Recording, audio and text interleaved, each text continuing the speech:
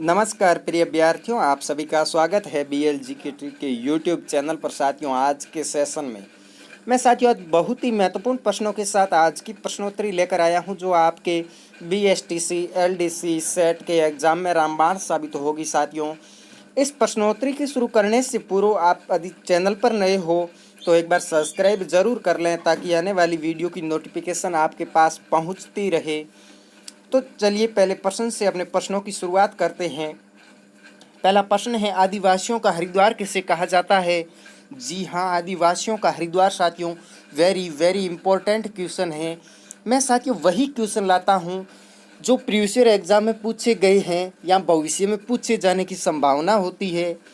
तो चलिए इस प्रश्न का उत्तर साथियों कमेंट बॉक्स में देने की कोशिश कीजिए। तो मैं आपके उत्तर का साथियों इंतजार कर रहा हूं। ऑप्शन आपके सामने है, अरनोद, गौतमेश्वर मेला, छोटी सादड़ी, सीता माता मेला। जी हाँ, आदिवासियों का हरिद्वार किसे कहा जाता है साथियों? अगर मैं साथियों इस प्रश्न के राइट आंसर की बात करूं और आदिवासियों के हरिद्वार किसे कहा जाता है इसकी बात करूं, तो इसका राइट आंसर है अरनोद। ऑप्शन नंबर ए है वो इस प्रश्न का बिल्कुल राइट आंसर है। अरनोद को साथियों आदिवासियों का हरिद्वार कहा जाता है। किसको? अरनोद को आदिवासियों का हरिद्वार कहा जाता है। चलिए अगले प्रश्न की ओर।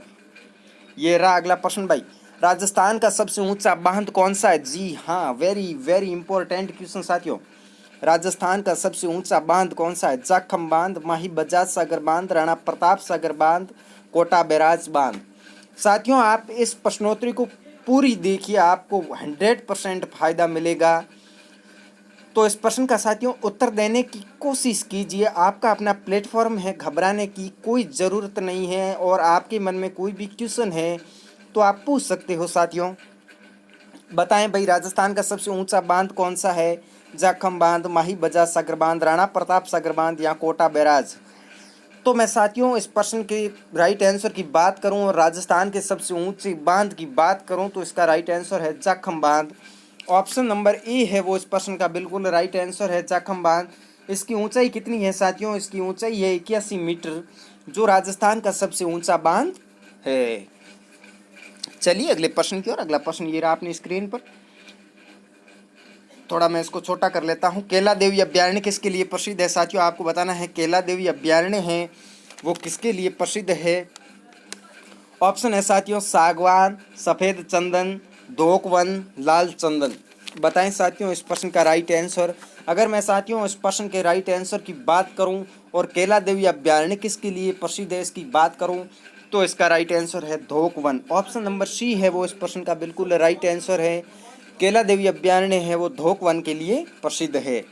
तो चलिए अगले प्रश्न की ओर। इससे पहले साथियों आप चैनल को सब्सक्राइब जरूर कर लें, ताकि आने वाली वीडियो की नोटिफिकेशन आपके पास पहुंचती रहे, आप अपनी तैयारी को मजबूत कर सकें। बताएं भाई, तिम्मनगढ़ का किला किस जिले में स्थित है? जी हाँ साथियों, वेरी वेरी इंपॉर्टेंट, तिम्मनगढ़ का किला कई बार पूछा गया क्वेश्चन है साथियों, घबराने की कोई ज़रूरत नहीं है। आंसर आपकी ऑप्शन आपके सामने है, आंसर कमेंट बॉक्स में देने की कोशिश कीजिए साथियों। अगर मैं साथियों तिमनगढ़ किले की बात करूं तो ये तिमनगढ़ करौली जिले में स्थित है। ऑप्शन नंबर डी है वो इस प्रश्न का बिल्कुल राइट आंसर है। करौली जिले में है वो तिमनगढ़ दुर्ग स्थित है। तो चलिए अगले प्रश्न की ओर साथियों। अगला प्रश्न ये रहा अपनी स्क्रीन पर। ये लो भाई, ये लो। मिट्टी से निर्मित राजस्थान का सबसे बड़ा बांध कौन सा है? जी हाँ, मिट्टी से निर्मित, पूरा बांध मिट्टी से निर्मित है।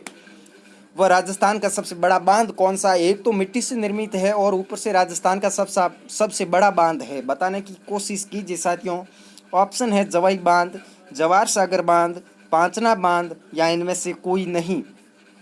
जी हाँ, मैदान आपके सामने है साथियों। अब आपके उत्तर देने की बारी है, तो आने दीजिए उत्तर कमेंट बॉक्स में साथियों, क्योंकि एक बार उत्तर लिखने से अपने को अच्छे से याद रह जाता है, माइंड में एक पिक्चर बन जाती है कि हाँ उस दिन मैंने ये उत्तर उस क्लास में कमेंट में टाइप किया था।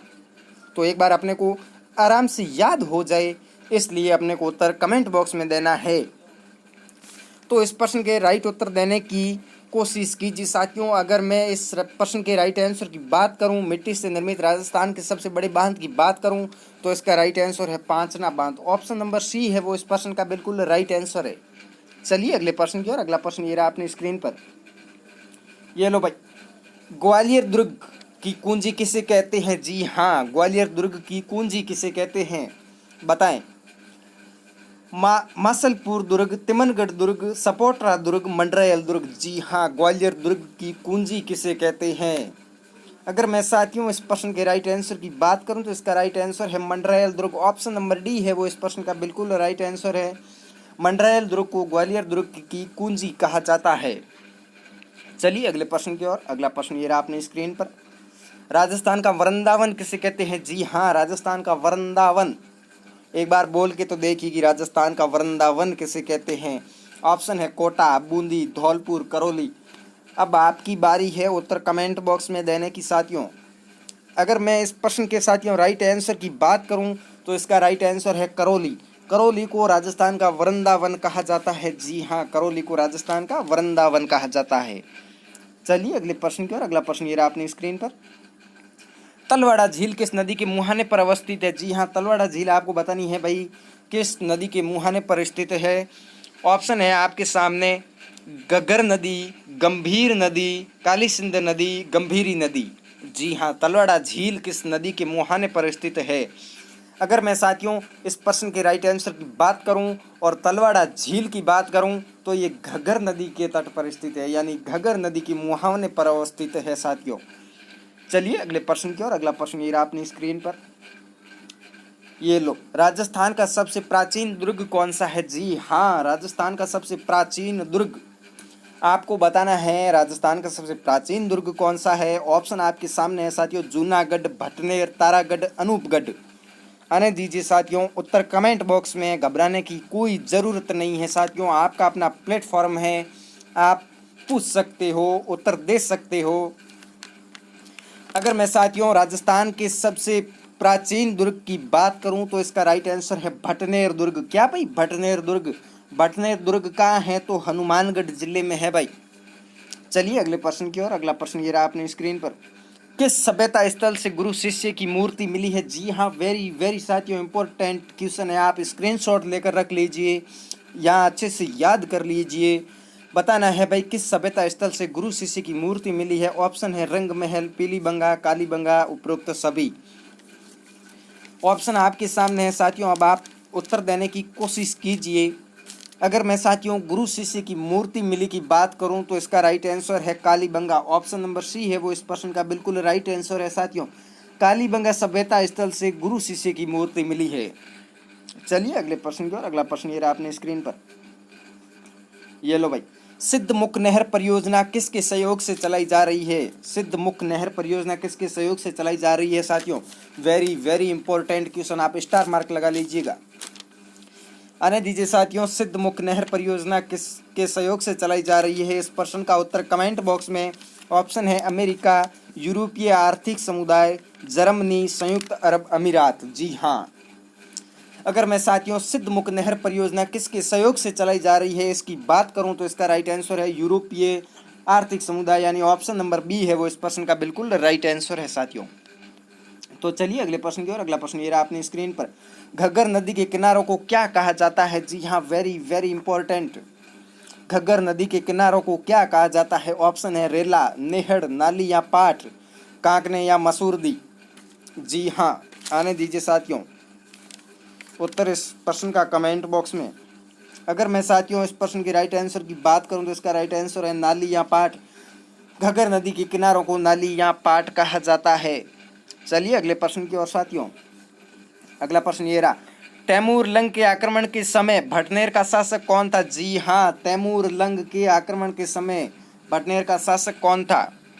ऑप्शन साथियों ये रहे आपके सामने, जसल भाटी, भूपत भाटी, देवराज भाटी, दुलचंद भाटी। जी हाँ, अगर मैं साथियों इस प्रश्न के राइट आंसर की बात करूं तो इसका राइट आंसर है दुलचंद भाटी। ऑप्शन नंबर डी है वो इस प्रश्न का बिल्कुल राइट आंसर है। चलिए अगले प्रश्न की ओर। ये रहा अगला प्रश्न, जुते हुए खेत के प्रमाण किस सभ्यता स्थल से मिले हैं? साथियों जुते हुए खेत के प्रमाण आपको बताने हैं किस सभ्यता स्थल से मिले हैं। ऑप्शन है पीलीबंगा, कालीबंगा, पीलीभीत, रंग महल। जी हाँ, अगर मैं साथियों इस प्रश्न के राइट आंसर की बात करूं तो इसका राइट आंसर है कालीबंगा। ऑप्शन नंबर बी है वो इस प्रश्न का बिल्कुल राइट आंसर है। गुरु शिष्य की मूर्ति भी कालीबंगा में मिली है और जुते हुए खेत के प्रमाण भी कालीबंगा में मिले हैं। तो अपने को दोनों प्रश्न याद रखने हैं अच्छे से। गुरु शिष्य की मूर्ति कालीबंगा, जोते हुए खेत के प्रमाण कालीबंगा से। तो चलिए अगले प्रश्न की ओर। अगला प्रश्न ये रहा अपनी स्क्रीन पर।